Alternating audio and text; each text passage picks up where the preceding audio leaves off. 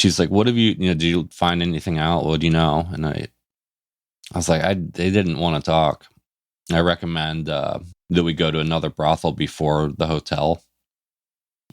She's like, we need to really start pressing people on this. And she's like, and I need to eat something. I'm so fucking hungry. I haven't eaten since the airport. I recommend a place that Bourdain talked about in No Reservations. I'm like, there's this cute little fucking smash burger place. Bourdain went there. He fucking loved it. I was like, what about that? And she's like, this isn't, it's not a fucking vacation. Like, we're here to pull a sex slave from the rubbish and take them home. And I'm like, well, let's just get a burger. So we go there. The place is fucking awesome. Seriously, one of the best smash burgers I've ever had. And then, so I'm eating. I get a big mixed drink, like just full of ice. And there's music playing, and she's like, John, this is not a vacation. And I was like, if it ain't a vacation, then why am I having so much fun? And then I just sort of fade back into a crowd. And I'm dancing. I'm just like dancing. I've got like a big fat erection still. I'm just like so horny. I'm just full on vacation mode. Welcome to the Fantasy Cast podcast, where three grown men pass the time by sharing their deepest, darkest fantasies. Here we go. And I'm never going to find out. I'm never going to go to an allergist. Fuck no. You talking about Mike celiac disease? Yeah, he's got celiac. Too bad. That sucks. Sorry to hear that, Mike. I went to a hospital once because I had a rash all over my body. Yeah. A really crazy rash. And the doctor was like, this is usually a sign of some crazy cancer that's not curable. And I was like freaking out. And then this nurse came in and she's like, have you like been in a hot tub recently? And I was like, yeah, I was in a hot tub like 2 hours ago. And that was it. It was just, I had a rash from dirty water. That's disgusting. Yeah. Yeah. I don't give a fuck if anyone thinks this is boring to listen to. You know what I mean? Or people will think it's pathetic. Fuck you. You know what I mean? Yeah. If you don't like it, listen to something else. There's literally tons of other shit to listen to. If you like that better, then why don't you just go do that? And just kiss my fucking big ass. Come in. You're all riled up, Mike. Can you hear me?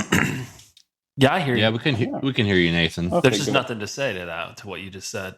Okay, cool. What's been going on with you guys? I just got back from a barbecue. There was a bunch of little kids had a barbecue. Went there, a birthday party, and I went there and feeling charged up, feeling happy to be around other people with little kids, and just that's what I'm grateful for. What are you guys grateful for? I'm grateful for we had some really great weather this weekend. I texted you guys about the weather in your respective areas. I've got this really cool weather app that lets me see the weather all across the country. So I just wanted to let you guys know that, like, John had some really nice sun and low humidity, really nice. I didn't. You didn't? No. Yesterday? You didn't have a nice yesterday day was nice. Yeah, it's been raining all day though. Yeah, today it was very hot yesterday. You got the same storm that Mike got. I was trying to ease the blow on Mike's weekend, like his weekend being fucked up, by trying to make him think that it was going to get better in the afternoon, but it really wasn't. I knew it was going to be raining all day there because I've got this app that lets me see the weather in advance. That's cool. So sorry about that, Mike. I hope that doesn't Well, I ruin felt my like credibility. The way you presented it, you told me that tomorrow was going to be rainy in the morning, then it was going to clear up, and then it's going to be smooth sailings here on out. That didn't happen. Don't think I didn't notice, but I didn't want to tell you that you were wrong. I thought it was a sweet gesture that you wanted to, give me information on my day. Yeah. It seemed cute. It seemed like you were having fun with it. And so you laugh at me.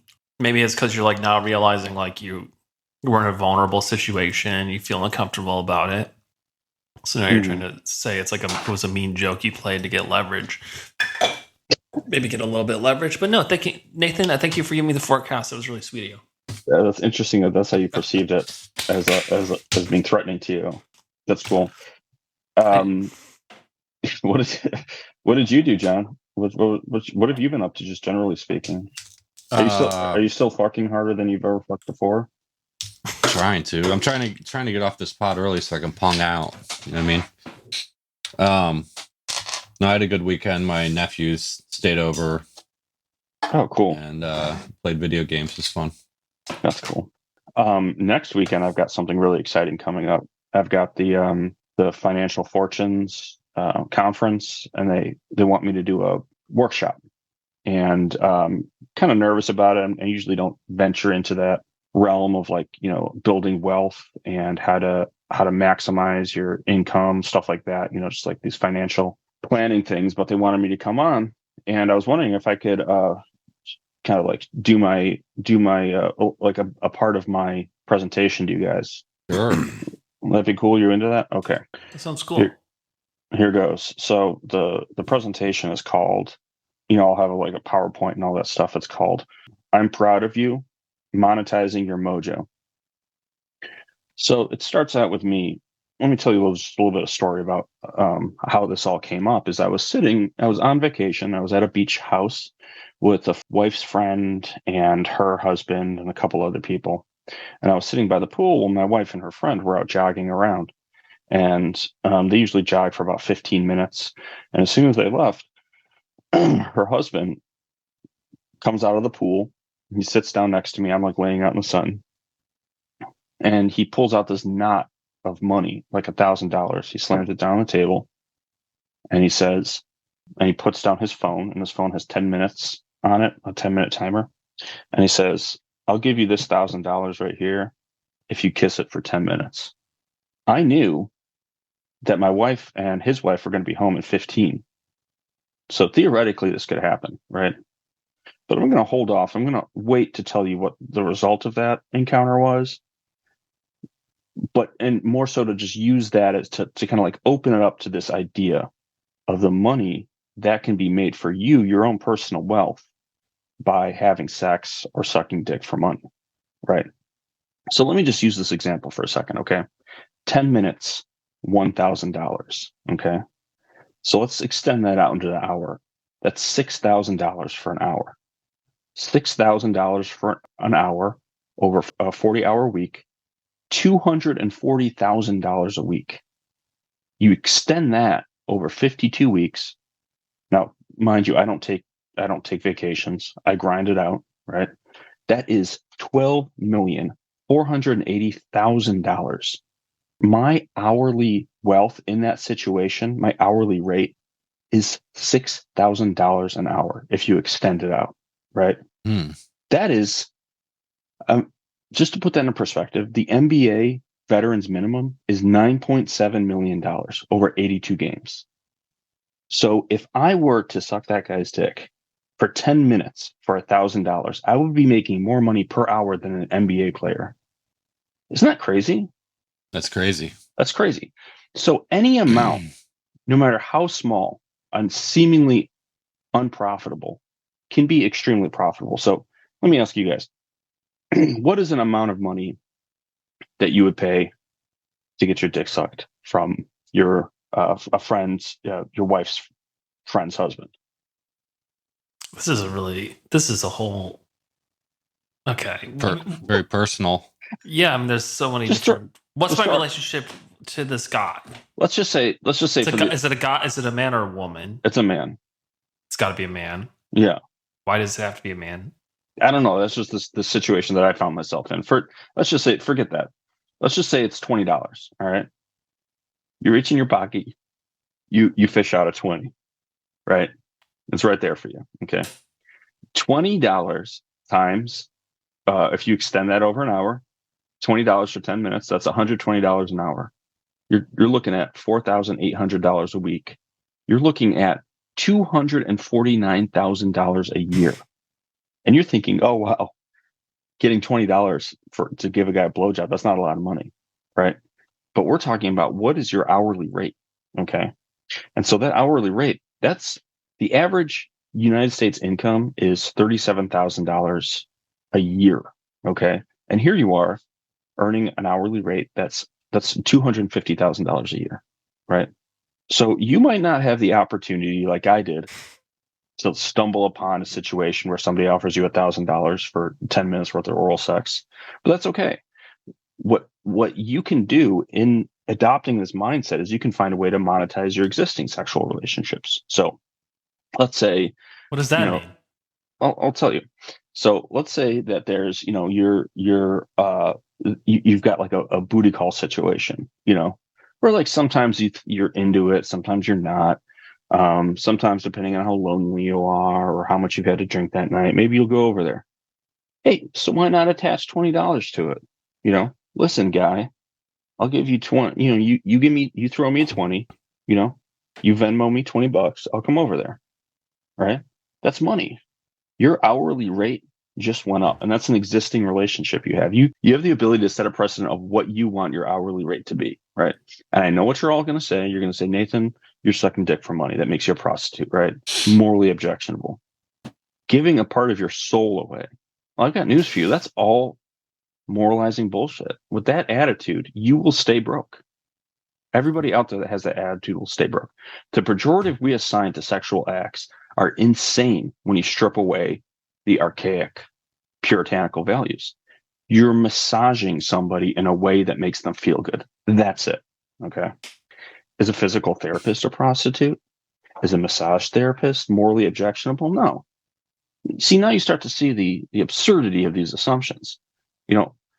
This weekend we heard from people that are talking about, investment properties and, cryptocurrency and rental properties. Like, all you're doing here is you're just burning up the environment and you're displacing families. All I'm talking about here, I'm talking about making $250,000 an hour sucking a little bit of dick, right? There's nothing wrong with that. I'm not hurting anybody. An hour? Yeah. No, $250,000 a year. Oh, Sucking a little bit of dick. That isn't hurting anybody. No. So how did my story end? Right? I'm sitting there with the guy in the pool. You want to know how the story ended, right? Did I kiss it? Hell yeah, I kissed it. Fuck yeah, I kissed it. And I pocketed that money. And let me tell you this. I got the guy off in just under 5 minutes. So I ultimately doubled my hourly rate, right? How crazy is that? So anybody out there who says like, oh, you can't perform sexual favors for money, right? There is so much money to be had. You're just looking at it the wrong way. That's all I'm offering here. I don't know. That's kind of like a start. Obviously, I have some kinks to work out, but that's just kind of a starting point of what I'm offering to these people. Well, thank you for sharing. That was really interesting. It really makes you think about, you just need to get over yourself. You know what I mean? Yeah, exactly. Do you want the money or not? Yeah. Do you want to leave the money on the table? Do you want to make money? Let me ask you this. Do you want more money? What are you willing to do for it? There's more ways to make money. This is my takeaway from what I think you're saying. Yeah. You just need to get in the mindset of making money. And if exchanging sexual favors, what do you care? Life's short. Right. You know what I mean? We're not asking you to like get involved with this person. You need to marry this person. Exactly. You just get in there, you know what I mean? You're just trying to get that batch out of the sack and you get a little money in your bag, Mm-hmm. So I get that. That's cool. Yeah. And people are like, oh, does that mean I'm going to be, sucking 6 dicks every hour for $20 an hour to get that $250,000 a year? No, you're looking at it the wrong way. If you have the opportunity, you take that opportunity. I'm not talking about just going out there and, putting yourself out on the, on the track and seeing what you can get off the street. No, if you find yourself an opportunity like I did, there's money out there. Okay. I'm inspired right now. You stack these opportunities one on top of the other. It's not about sucking dick like nonstop 40 hours a week. Right. You stack these little opportunities on top of each other. Right. Exactly. You know what I mean? Yep. You invest that money in whatever. Yeah. Crypto. Investment properties. I didn't want to say it, but yeah. You become a landlord, you know, of some Section 8 housing. All these things they teach you at these conferences. That was lovely. Thank you. I think you're going to I think you're going to flip some minds. I think you're going to turn some people on to whatever. Do you have like a name for the system? Yeah, it's called I'm Proud of You. Monetizing Your Mojo. Okay, so you can just call it I'm Proud of You. Like, what was the what's the convention called? It's called I forgot what I said already. Like fortune tellers or something like that. I like fortune tellers. It's called fortune tellers. Yeah, it's good. Anyways, I thought that would maybe you know, warm you guys up. I was, you know, at the same time as this is kind of what I always try to do is get people horny. So maybe at this thing I could get a couple people horny too. That'd be cool. Sure. So yeah, I don't know. Like, you know, I know there's a lot of big news that's happening, both on the sexual front and on the political front. One and the same is, you know, our former president was caught paying money to a guy that he was fucking to keep him quiet on the campaign trail. Not to say endorse any of that or any of it should be legal, but it's just, you know, something interesting in the realm of intersection of sex and politics. I'd like to say right off the bat, this might upset John, but I'm glad that it happened. I think there's nothing that we couldn't collectively do. I mean, the more we do to stop this man and put him behind bars and not make him eligible to be a candidate that people can vote for, I am 100% behind it. I wish the charges were more steep. I wish we can get him behind bars quicker. In fact, I wish we can give him the death sentence. Some people might think that's harsh, but we really can't have this guy communicating with people. We can't give him a platform, and it kills me every time I see him in the news. I don't want to see this guy in the news. I don't want to have to tell my kids about this guy. He really is the worst. He is trash.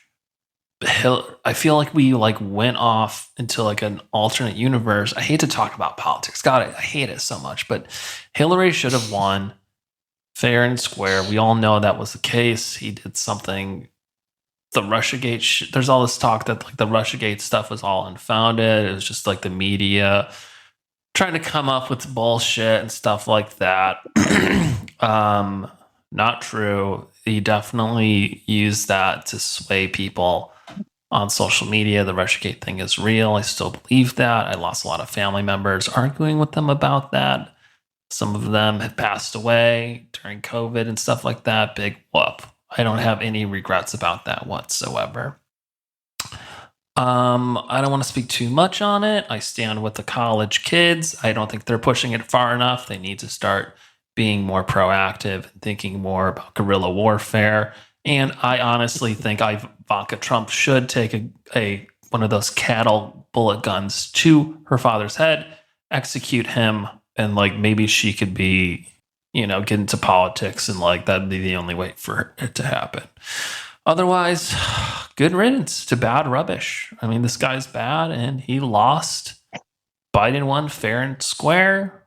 The Hunter trial is starting this week, and I'm absolutely disgusted that they've been picking on this guy. This is just like absolute bullshit that they're picking on him. He did nothing wrong. He is fine. Leave him alone. It's just political, you know? Yeah. What do you make all that, John? I've got nothing for that.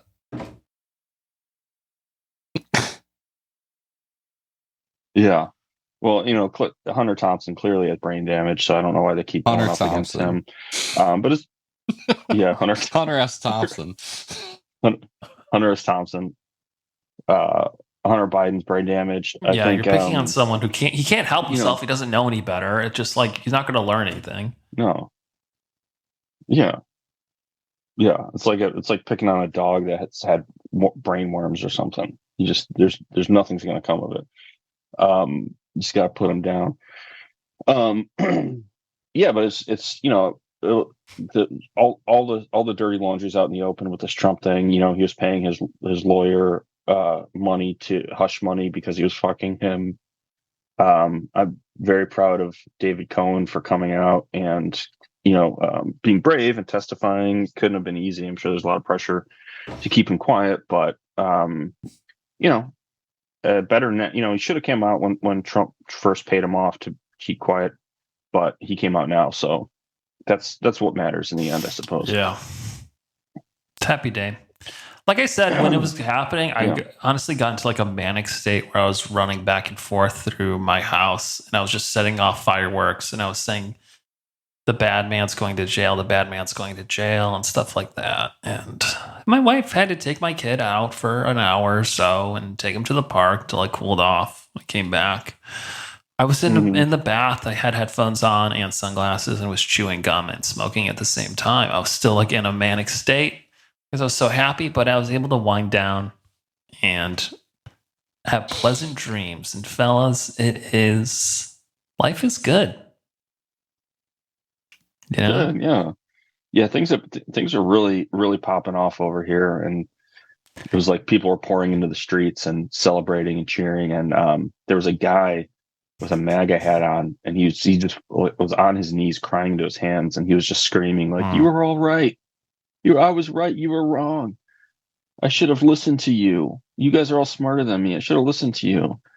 You guys tried to tell me, but I didn't listen.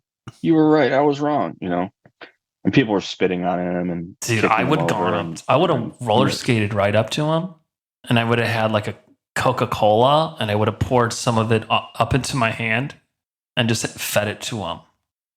You know what I mean? Because once these people realize that the guy that they like is wrong and bad, we've all been fooled. We've all been taken advantage of in one way or another, or fooled, disillusioned. Take him, put your arm around him, say, "Hey, look. There's room for everyone over here." Yeah. This guy was getting torn apart, and I thought they were just going to tear him limb from limb. It was just a bunch of like 60-year-old, professors, adjunct professors, just tearing this guy apart. And somebody had to jump in there and be like, "Listen, guys, we're not animals." I took this guy, I brought him to the side, I nursed him back to health, and just set him free. I took him about 2 to 5 miles away from where I found him, and let him go. Otherwise, he's going to find his way just right back there. Like when you catch a raccoon. So anyways, what kind of fantasies are you guys working with? I know John's trying to get off of here so he can go get some pussy. Who wants to go first? Definitely not me. No? Nathan, no you way. Want to go? Okay. Yeah, I'll go first. This fantasy starts with me. I'm in the bathroom of a Sears, and I'm in the stall. And I'm getting myself really just hyped up. I'm like, it's like hitting myself in the head like football players do. I'm trying to work up the nerve, kick the bathroom stall down, and run out and tickle a guy who's taking a piss at the urinal, right? And I'm like, how did I get here? So I start reflecting back on my life and like how I ended up here. And I'm just thinking back and like, a memory that comes to mind is I'm like in this restroom is playing football with my dad, and 8 or 9 years old, probably a little bit younger. I would say probably like 5 or 6. First learning how to kind of like throw and catch a ball, and he would tackle me, and after a couple times, he would start to tickle me, and it would be fun, and it was funny, and then he did it a couple times, and he stopped. But just nothing too crazy. But it was kind of funny, and it felt nice. And you'd be like, "All right, if I catch you, I'm going to tickle you." And I keep running, and I was laughing. And it's like, "Catch you, I'm going to tickle you." And then, he stopped doing that. And then we went inside, and I didn't really think about it afterwards. And then, several years later, I'm in college. I just graduated, and I'm coming home for the summer before I go to grad school. And I'm sitting in the living room, and my dad comes up, and he's like, "Hey, I got something to tell you. This year's been pretty tough for me. Nothing really that bad has happened, but I was diagnosed with a pretty mild form of depression, and I've been taking some medication. I've been finally feeling normal again. I'm feeling pretty good. I've been going to a therapist, so things are are good, and you know, if I stay on this trajectory, I should be able to ease off the medication, and my life will return to normal. And I'm like, oh man, Dad, I'm sorry to hear that you're depressed, and maybe I could cheer you up a little bit. You want me to tickle you? He's like, no, that's not necessary. I don't need that. And I'm like, you sure? And he's like, yeah, I really appreciate you wanting to do something nice for me, but I just don't think that's really, I don't need that right now. But thank you. And I'm like, oh, okay. And I get up and I go to my room and I just start, it's like something inside of me is broken. It just breaks inside and just fall to the ground. And I start sobbing. And I just like don't know who I am. I don't know where I am. I don't know what I'm doing. I don't know what my life has turned into. I just feel this insane pit of loneliness in my stomach that I just can't reconcile, you know? And I stay in my room for a couple days straight. And, you know, my parents don't really, you know, they check in on me and they wonder what's wrong with me, but they don't really, you know, they don't really push too hard. They just figure I'm you know, it's a transition in my life, so they kind of leave me alone. And at this point, I'm like 23 years old. So I start to just get this like this urge, this like burning desire. It's like a fever that I've caught, some kind of like fever inside of me just to tickle people.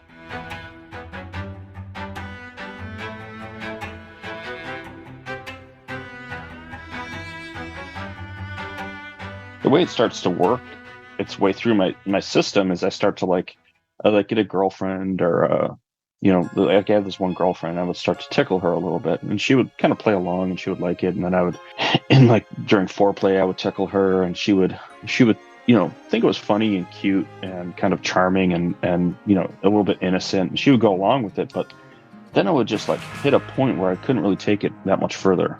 You know, I just wasn't really getting the kind of like, it wasn't scratching the itch. You know, she was just like too into it and too like accepting of it.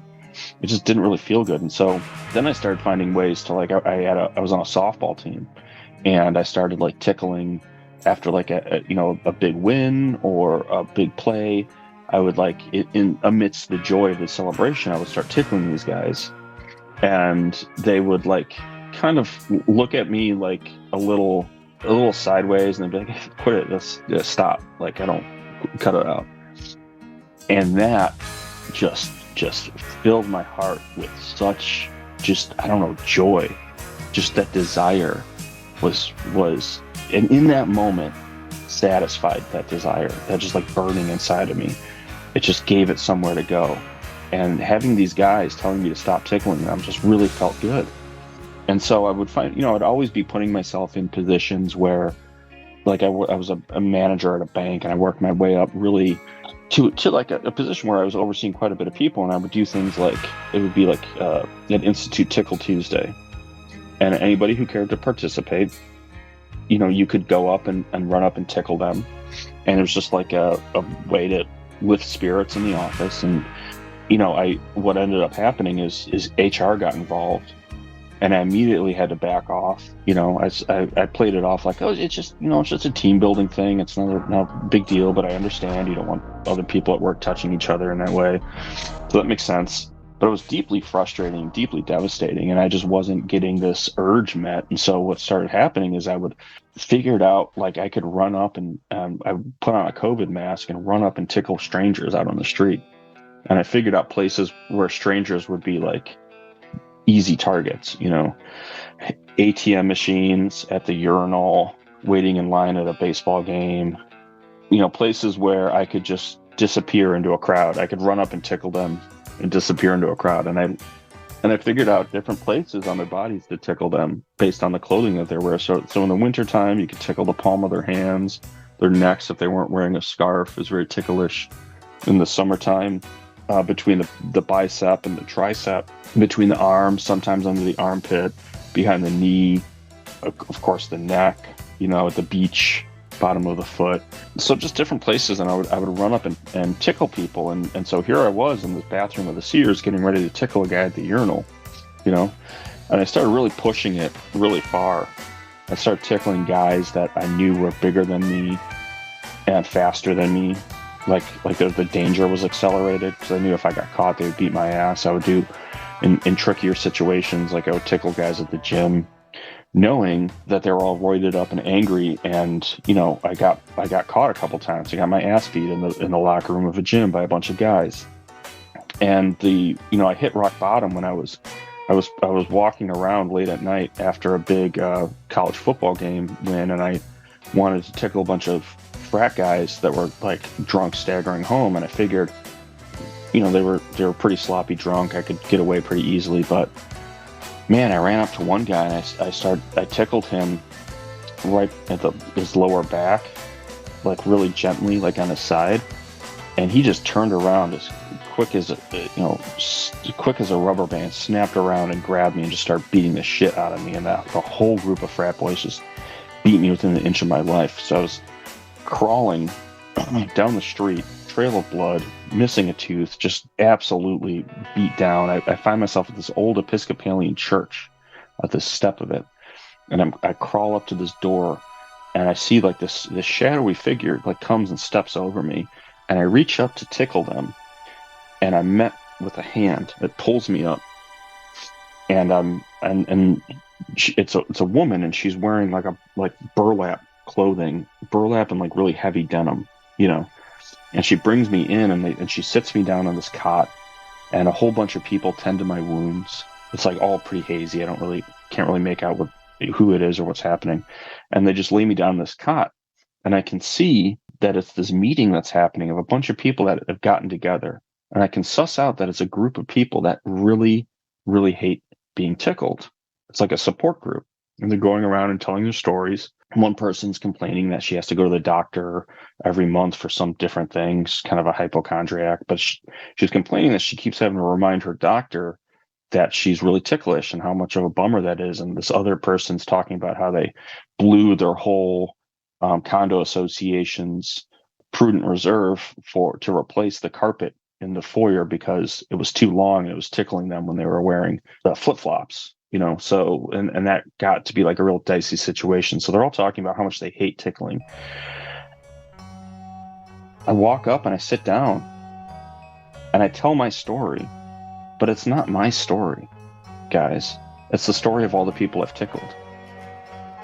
So it's like I'm unloading on them, saying how much I hate tickling. When me, this whole time, I'm the tickle perpetrator. I'm the one tickling people, but I just get some kind of relief seeing these people through the eyes, seeing the world through the eyes of the people that I've been tickling. And so I'm getting some kind of healing from this. And so I keep showing up and keep showing up and keep showing up. And the meeting is led by this really nerdy, just a pain in the ass, really thick glasses. He wears a lot of funny, cutesy, ironic Star Wars t-shirts, like Boba Fett driving in a Cadillac with the roof down. And he's like, okay. He's always nitpicking on the rules. You know, he's like, excuse me, this person you have to share in order of in which you came in, you know, just like a real asshole. And so, but I like play along and whatever. I'm just happy to be there. And I haven't wanted to tickle anybody in a long time. And then I show up one day feeling really good. And this guy, this leader, stops me at the door without like the whole meeting's behind him. He says, we know who you are. We know what you've been doing. And he shows a video on like the evening news of like a bunch of ATM footage of me tickling people. And he's like, we caught you. You are a tickler. We can't let you be in here. You have to leave. You're gone. And so I'm like, I come clean to him. I'm like, I have this burning in my soul. It's my hidden shame. I have to tickle people. You don't understand. Like, and by being here, I actually don't want to tickle anybody anymore. And he's like, get out. So I leave, and I'm so depressed. I go back to my apartment, and I'm like tickling myself to try to like just, I don't feel something again. And then I'm just, the sadness turns into just this bitter rage, you know, and I'm stewing the whole week until this next meeting comes up. And I load up a backpack full of feathers, and I just kick in the church door, and they're doing construction. They're like rebuilding the wood paneling on the floors. And I scream, I'm like, everybody get the fuck out except for you. And I go to the guy who leads the meeting. It's like really annoying wiener dude.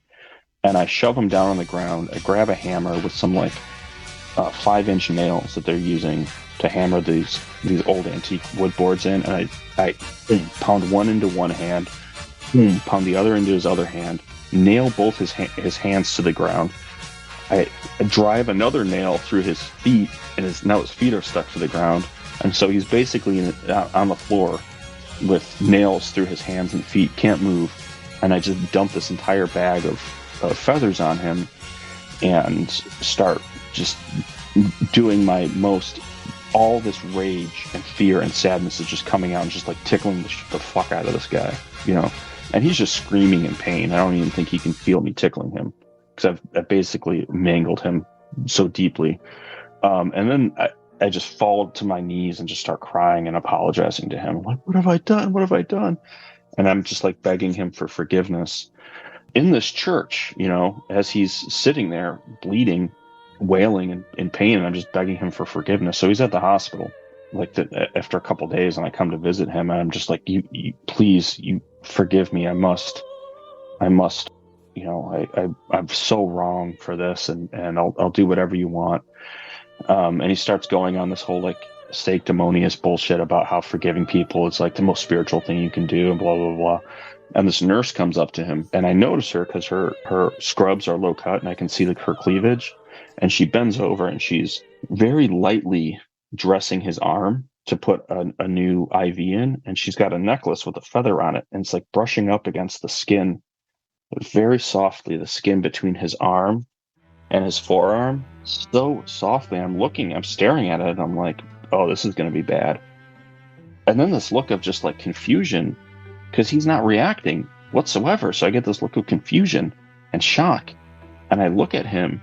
And he looks at his arm, and he looks at me, and he's got this look of fear and paralyzed, like he's been exposed. And that's just the end of the fantasy. Restless nights, can't close my eyes. Thoughts of tickles deep inside, I'm on a mission. Can't resist the urge to bring laughter and make them splurge. Got a fever that's out of control. Tickling people is my heart and soul.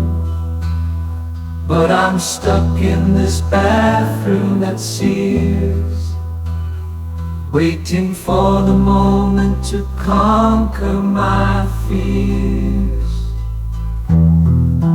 Tickling's my passion, it's what I do best. A relentless tormentor, won't let them rest. But here I am, stuck in this place, desperate to tickle, yearning for a chance.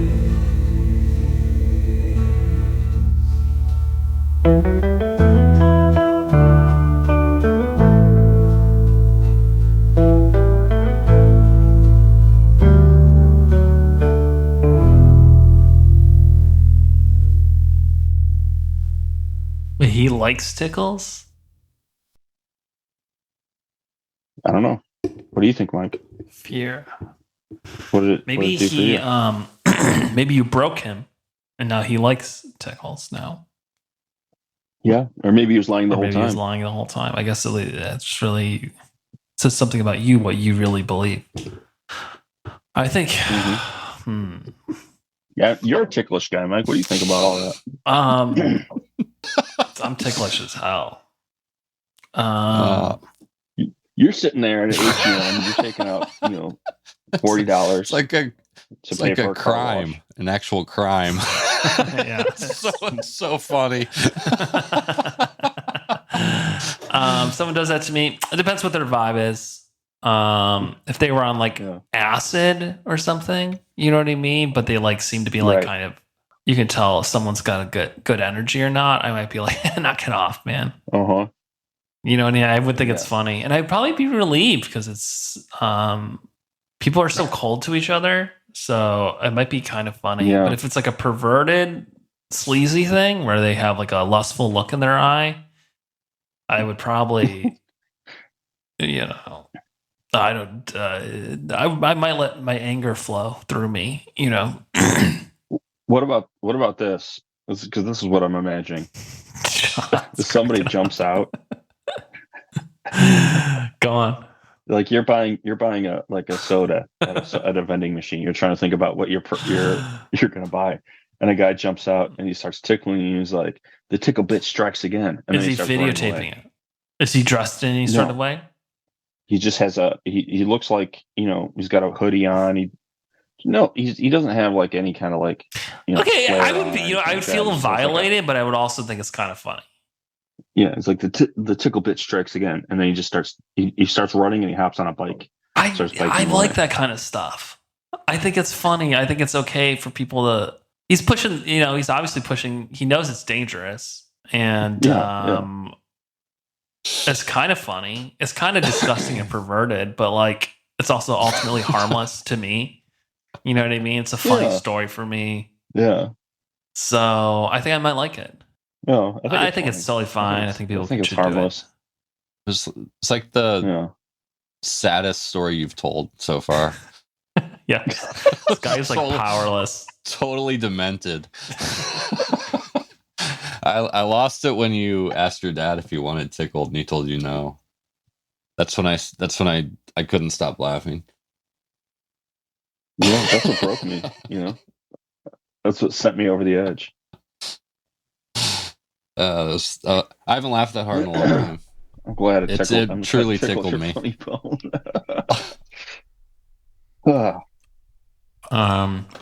John, you should go. Okay. All right, I'm hanging out with my wife. We're both retired, early 60s. Should have done this earlier. She tells me that she missed having kids in the house. And I was like, I do too. And she's like, maybe we could do another exchange student. And I was like, yeah, maybe we could do that. And she's like, I really loved Gabriel. I wonder what he's been up to. Yeah, he was a good kid.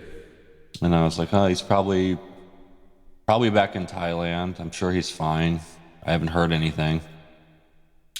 A couple weeks go by, we're watching 60 Minutes, and they do a little segment about sex tourism in Thailand. And I tell my wife, I hope Gabriel's not involved in anything like that. And she's like, oh, he would never. And we're laying in bed watching it. She can feel that I sort of have like a little erection. And she doesn't say anything about it. I don't talk about it. Just kind of there. A few days go by and she comes home. I'm watching another documentary about sex tourism in Thailand. She's watching with me. It is interesting. She sees one of the lady boys and she's like, he looks very familiar. She looks familiar. And I was like, and at this point, I'm like fully wanting to go there. And I was like, yeah, that looks familiar because that's Gabriel. Oh. And she's like, is it really? I'm like, yeah, that's him. Look closer. And it's clearly not him. Fuck yes. But I start sort of gaslighting her into thinking that he's involved in this sort of thing. I'm like, just look at it. I was like, that's him. I was like, it's been 15 years. Look at him. That's Gabriel. He's a sex slave. So she says something about maybe going there and saving him. I tell her no. I'm like, no, we couldn't. We can't do that. We can't impede on his life. Like this is what he chose to do. And she's like, John, we got to get him out of there. So we reach out to the agency that set us up with him. And they're like, we don't have any record of him. That was so long ago. We don't have any phone numbers, anything like that. She's like, the last thing, we know where the last place he came to. So you could try going there. So we go to some little village in Thailand and, fucking beautiful. I buy, my wife buys plane tickets and, it's just regular, fucking peasant seating. And, I get online and I upgrade our flights to first class, use her credit card. she goes to sleep, I watch another documentary and I order Hawaiian shirts from Amazon, like little just like vacation type shirts. The next day she sees that there's a charge on her card and she's like, why the fuck would you buy?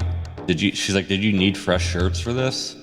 And I was like, nah, I didn't want to look like a schlub when I see Gabriel. And she's like, okay. And she's like, this isn't a vacation. And I'm like, I know. I was like, but it's a long flight, so I upgraded flights. Got first class, all you can drink. So we get on the plane. I just start getting fucked up in the airport. Drinking heavy IPAs like all morning. We get on, I order I have a couple Jack and Cokes. My wife she's pretty much wearing what she slept in. She's hasn't slept in a couple days. She's just fucking beat and she's worried about Gabriel. We arrive, we start asking people around the city, holding up photos of him. And I was like, this is our exchange student. Have you guys seen him? Blah, blah, blah. No one knows who the fuck he is. My wife is like, maybe we should go to the red light district, take a look around, ask some people, see what they know.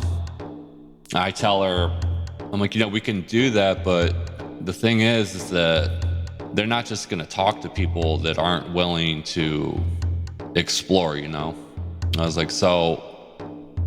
was like, maybe I should go in and ask around.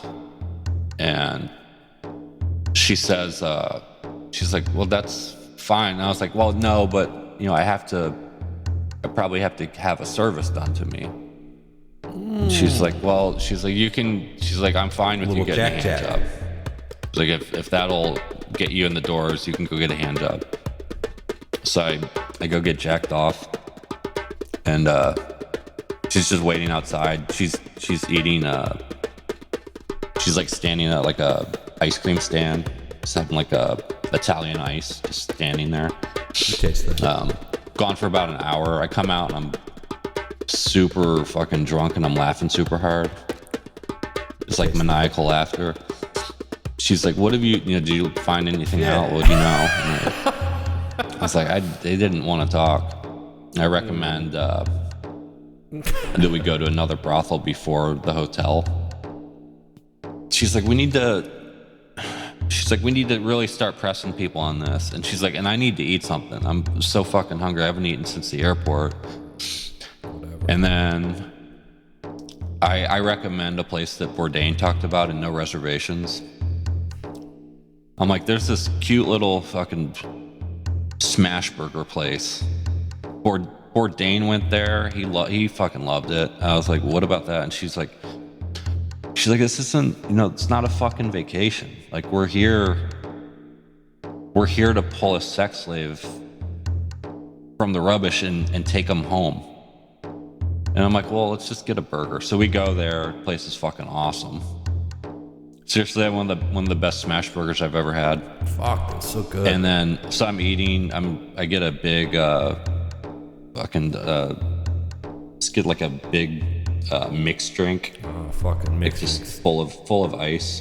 Fucking love mixed drinks. And there's music playing, and she's like, John, this is not a vacation. And I was like, if it ain't a vacation, then why am I having so much fun? And then I just sort of fade back into a crowd. I'm dancing I'm just dancing.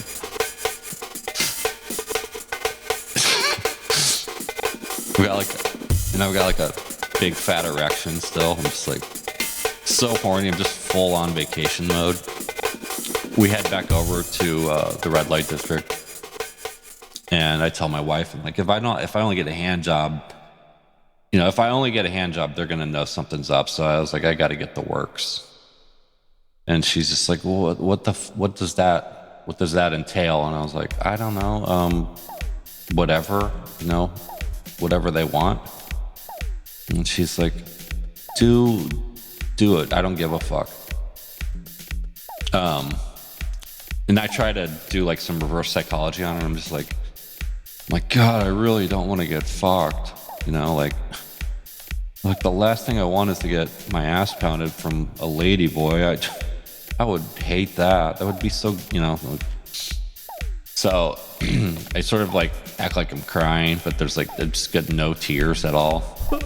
And then she sort of talks me into doing it, and I was like, okay, I guess I'll do it for Gabriel. So I come out of that brothel. I've got a cigar in my mouth, and I'm laughing super hard again. Everyone's like saying goodbye to me.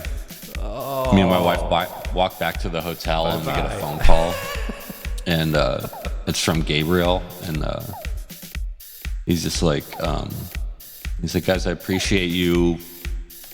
I appreciate the concern. I know you guys have been looking for me, but I'm a district attorney in New York City. I never went back to Thailand.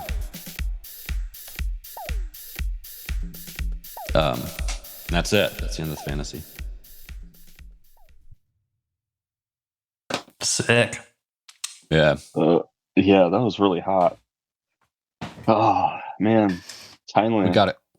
Show up on vacation, leave on probation. What?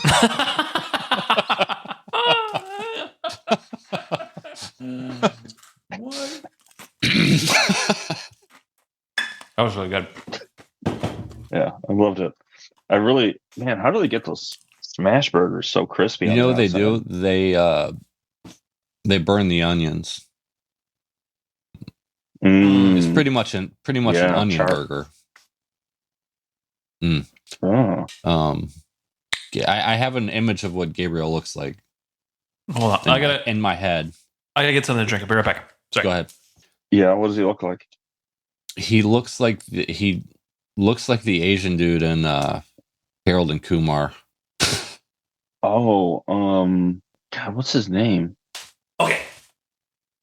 Yeah, he's pretty famous. Yeah. That's how I picture him as the DA.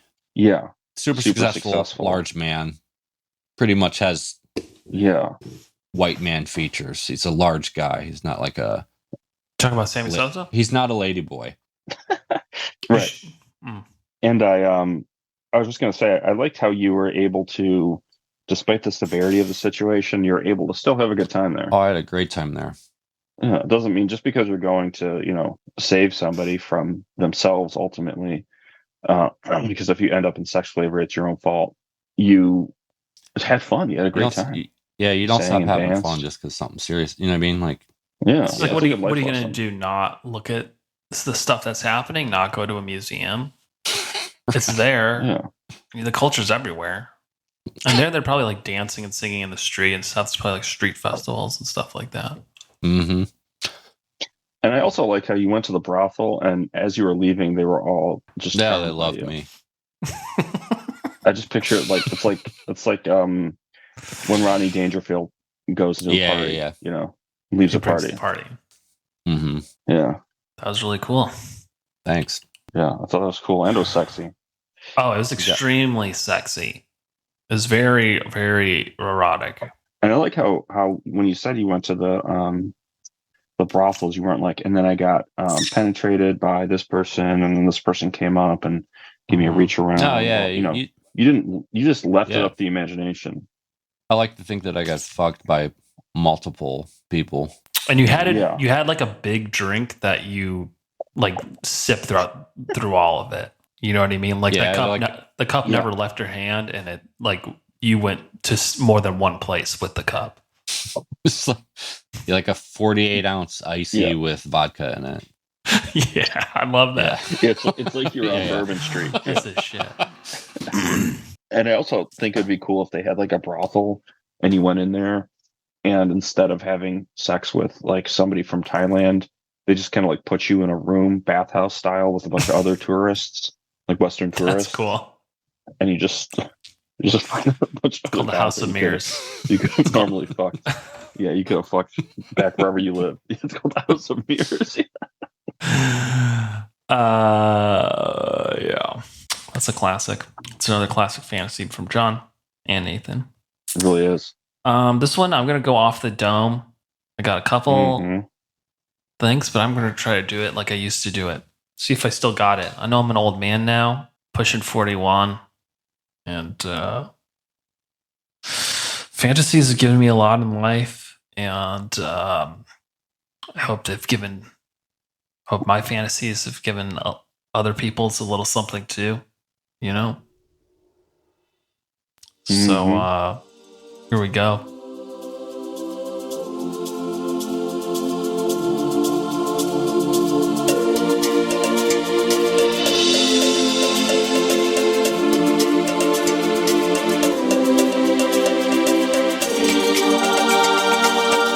I'm a truck driver, and I'm driving through the Southwest, and my truck breaks down.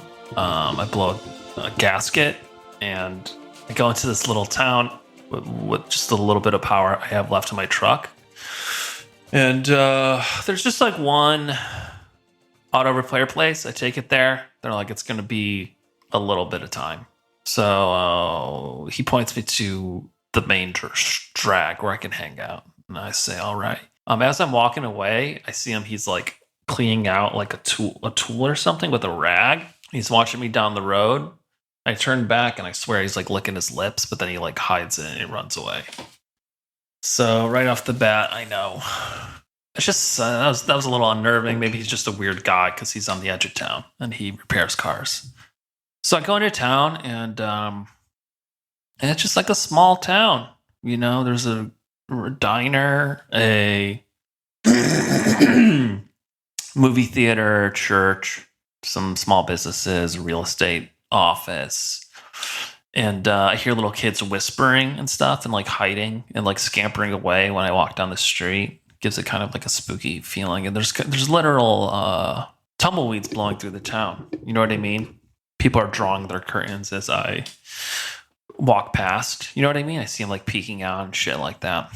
So I go to the diner. I'm like, whatever, you know, fuck this shit. I don't care. I go to the diner because I'm a trucker, so I'm a little rough around the edges, but I'm really fit. I have 2 sleeves, tattoos, like koi fish, barbed wire, slogans and stuff like that. And my sleeves are ripped off.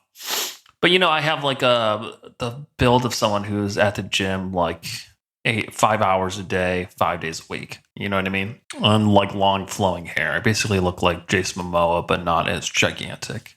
And I go to the diner and everyone stops, like the record stops, and everyone's like, it's like, you ain't from around here, are you? That sort of feeling. I pull up to the diner and I'm like, I'll have a cheeseburger, coffee, Coke, slice of pie, and hey, you know what? Make it 2 slices of pie, you know? And they're like, oh, you're a big boy, the waitress says. And I tell her my story. I say, my truck's going to be out of order. She's like, oh, it is, huh? And she's looking me up and down, licking her lips. She's like, it's going to be out of town. It's not good. It's going to be down for a long time, honey. And I'm like, what do you mean? She's like, nothing. She goes in back. I see her making a phone call. I can hear her. She's like, yeah, he's here right now. Yeah, he is looking fine. And she's looking back and licking her lips at me. So this is like normal for me. I'm paying the bill. She's like, it's on me. Here's your receipt. And I'm like, but wait, it's on you, but why are you giving me a receipt? She's like, just take it. Folds it up, puts it in my flannel with the sleeves cut off, puts it in my front pocket. I walk out and light up a Marlboro Red.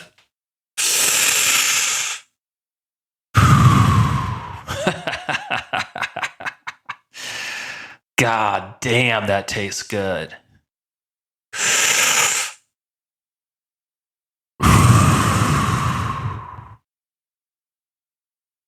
Second one tastes just as good. Jesus, I love smoking so much. It's hot out, and I just ate all that food, and I'm like, you know what would go good with this? Ice cold Coca-Cola. I look across the street, and there's a soda machine. And this machine is just dripping water because it's so cold. And it's one of these days there's not a cloud in the sky, so it's hot as fuck. I go over there, put my money in the machine. A classic Coke bottle comes out. You guys had one of those before? It's made with real sugar. Okay, and the bottle is just covered with condensation. You know what I mean? I pick it up and I put it against the top of my head.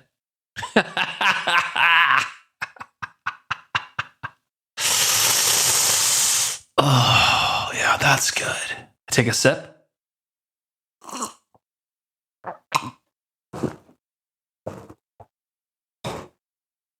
Oh, yeah. With a cigarette, I take another puff of my cigarette.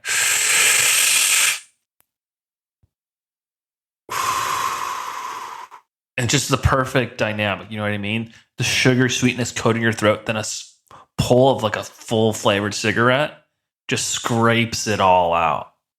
You know what I mean? Fuck, that is heaven. Get a sugar buzz, you're on another fucking planet. I unfold the receipt and it says, go to Sharon's house. She'll help you get out of town. Okay, there's an address on it. Okay, I'm like, here we go. Shaking my head like this happens all the time.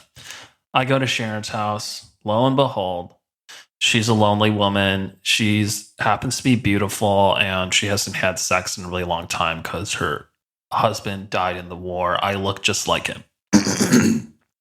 And she's been mistreating her kids because she's been so horny. She takes me upstairs. Okay. She invites me in. She says, you're looking...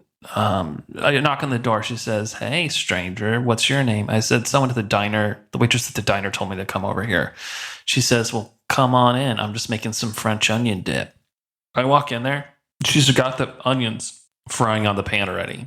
So you take like an entire onion, slice it up, fry it up with butter, and you just want to keep frying that stuff until it like basically breaks down, until it's like caramelized. So it's about 30 minutes. Okay.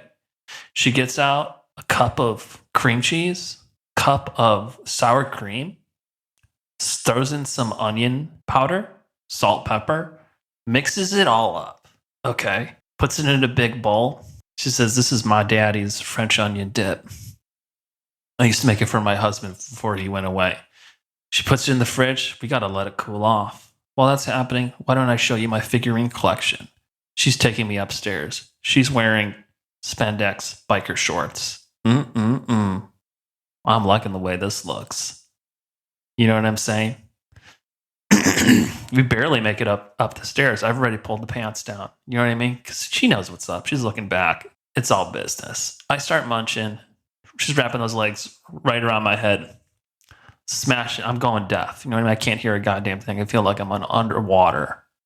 And she's looking down at me and laughing. You know what I mean? She's just like the thrill of it all. God, this is great. You know what I mean? Laughing at the absurdity of it. We didn't even get up the stairs. Okay. I pick her up. I hoist her on. You know what I mean? And I'm strong enough to like carry her while having sex. And I'm like showing me where those figurines are. Okay. So we're having sex and she's showing me the figurines. You know what I mean? And picking them up, but like convulsing at the same time. You know, and explaining to me what they are. It's like two kids playing baseball and it drops and falls to the ground and breaks and stuff like that. So we end up having sex.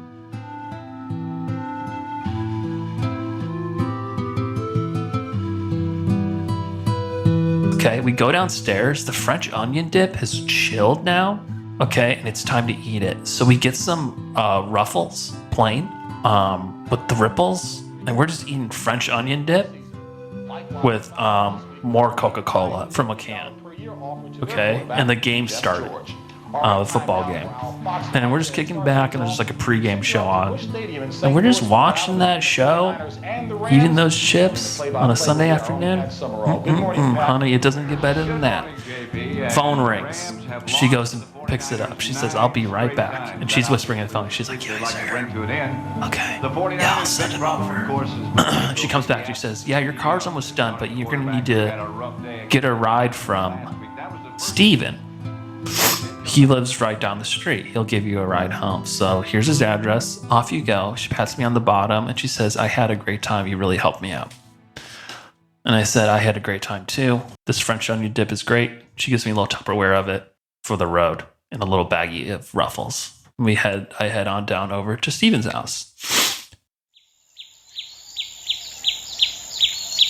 Steven's on the porch cleaning his shotgun. Okay, and this guy seems stressed out. He pulls the shotgun out on me. He says, one step closer, I'll blow your goddamn head off, son.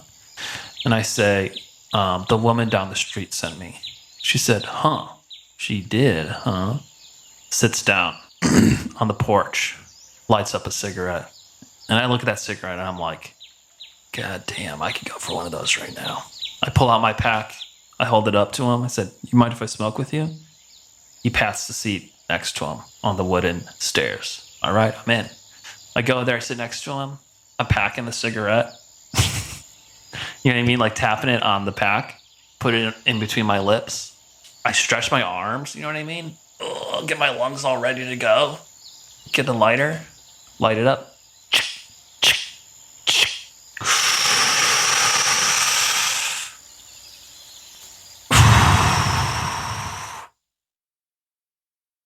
Yeah, it still tastes good, my man. And I say that to him, and he laughs. He goes, every damn time, man.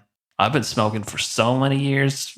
Every time I smoke, it's still just as good as the first time. I'm like, hey, you know what I feel? I feel the same way about coffee. He says, you came to the right place, my man. I got a pot I just made right now. He goes inside. I reckon you'd like some, he says. I said, God damn, you know I will, you son of a bitch. Give me a cup. Grabs me a cup, and it's dark as shit. You know what I mean? It's black as night, and it's strong enough to kick a horseshoe off of a wild stallion, you know? And I take a sip of it. Whatever. I don't need to do that again. I smoke some more of the cigarette on a hot day. It's midday. Ugh, after all those greasy chips. Yes, it is good. And we just sat there and we just laughed for a little bit. And I said, well, what's your deal, man? And he's like, what do you mean? And I'm like, why'd they send me over here? I know every time I go into a small town like this, everyone sees me with my body, my tattoos, my good attitude, my work ethic. You know what I mean? They either want some sexual favor or they want something else. And you seem like you're someone who wants something else, if you know what I mean. He says, yeah, doesn't have any confidence anymore. His wife left him. And he just thinks he's too darn ugly and too darn stupid to ever get any stinky on his hang down ever again. And I'm like, man, if you want to get stinky, you want to get sloppy, you got to start respecting yourself. You know what I mean? People aren't going to respect you if you don't respect yourself. Take a look at the yard. It's dirty. You got to pick that shit up. You got to exercise. You don't need to be a Superman. You just got to know that you're taking care of yourself. You know what I mean? He says, yeah, that's all well and good. I know that. And I said, do you shower? Do you work out? Do you take cold showers? Do you take athletic greens or anything like that? It's like, man, I've been doing all that. You know what I mean? And I'm staring off and I see a tractor that's broken down in the field. I'm like, look at that tractor there, man. Well, how would you feel if that was put back together all, and you repaired it? You know what I mean? Made it shine again. He says, yeah, I don't think that's going to do it. I turn back over to him. He is stroking his knob right in front of me. Okay, he's taking his overalls out and I'm like, so you're one of the guys that wants to have sex instead. And he says, yep.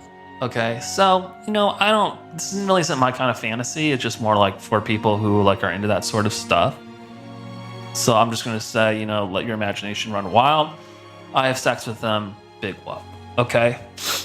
He says, when he's done, we're laying in his bed together, and the phone rings. And he's like, yeah, he's here. He's like, yeah, he took care of the job. He says, hey, mister, your car's ready to go. Your truck's ready to go. You're ready to get out of here. And I'm like, all right, can you give me a ride? He's like, you want another one?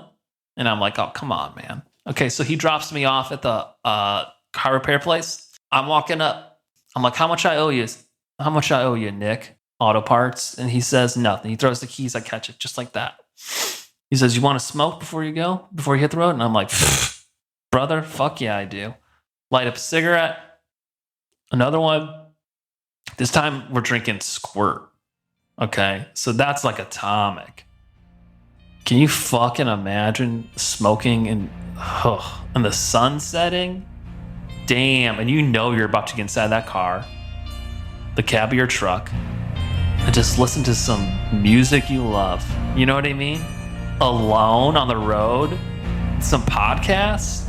Holy shit. Am I in heaven? Okay, so I hit the road.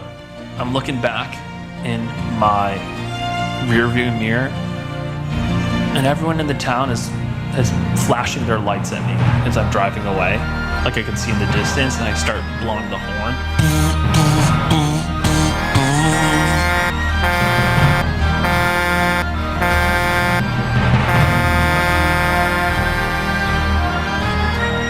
make it over the hill. It takes a couple hours to go over the hill.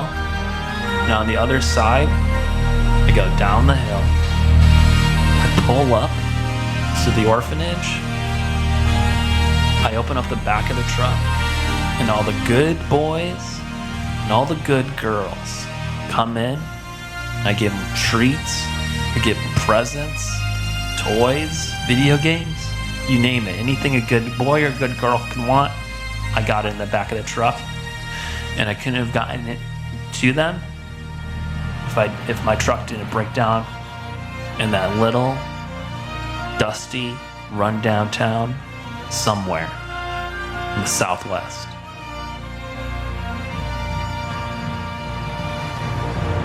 That's it.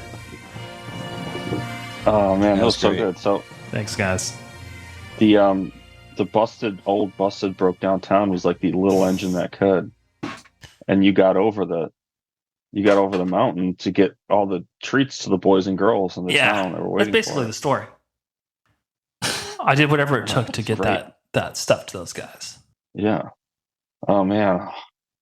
God, I just right there. I want to smoke so fucking bad right now. That's so good. I haven't smoked in a long time, brother, but I tell you what, if I was smoking right now, I'd enjoy it. Ooh, just you know what I heard? I heard the sound of that the Yeah. cherry makes when you pull it. Damn. You know what else I What's was that thinking might be cool is when you guys were sitting down to enjoy the game. She had been marinating some some wings in buttermilk with like Cajun seasoning, and she puts it.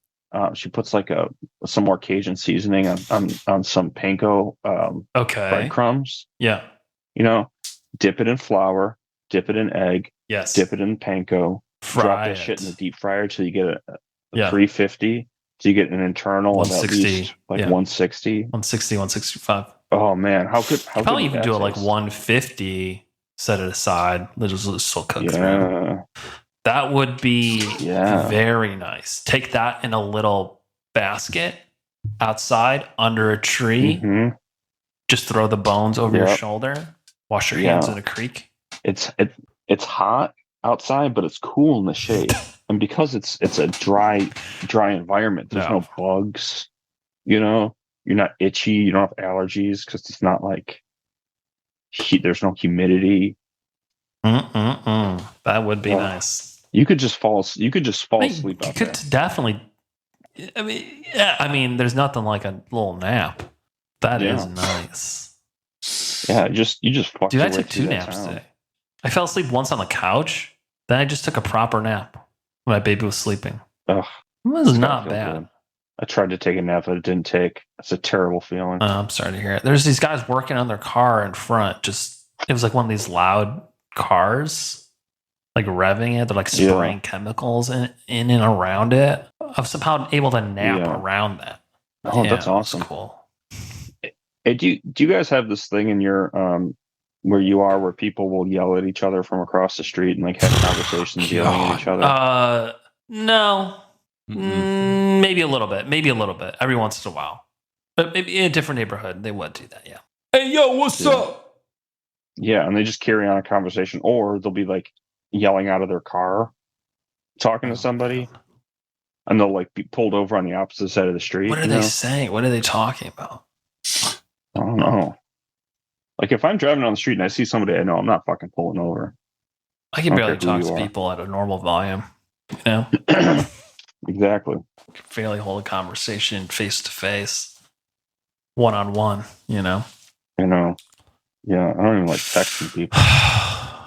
That's Except for cool. you guys. Even that's starting to. I don't even know if I could do that anymore. I just don't. I can't. I don't know. Life is just so heavy, you know. John's got back problems now. Yeah, Oh, John's shit, back really? is fucking hurting his ass. I got a problem right now. Do you need to get surgery or something? I don't know. Find out Mhm. soon. It's weird to feel so depleted after telling a fantasy. Do you guys feel that way? Every time I'm done, I'm like, I'm done, dude. No, I always feel for like 2 weeks, I'm like, I just don't want to fucking do this ever again. And then I'm just like, all right, I have time. I'll do one. And then I do it and it's fun. Yeah. And then on Thursday, I'm going to be like, fuck, I don't want to. You know what I mean? Like, I like every time I do it, I like it. Yeah. Yeah. But Sure. What's the problem? It's just. It's like exercising or doing yoga or something. You always feel good afterwards. I shouldn't have time to do it. But when I do, it's fun. Mm-hmm. Yeah. Just but fucking. I feel like just I feel fucking like energetic do it. after it. It's because it's cathartic. Yeah. Maybe I get nervous beforehand. Hey John, do you listen to the episodes? Yeah, I listen to them while I'm. You edit it? No, I listen to the edits you guys do whenever I get it, but I haven't listened to any like full ones that are uploaded. You're not doing anything after I send them back to you, are you? Okay. Yeah. No, I've heard them. No. It's yeah, they're good. Oh, I'm not worried about the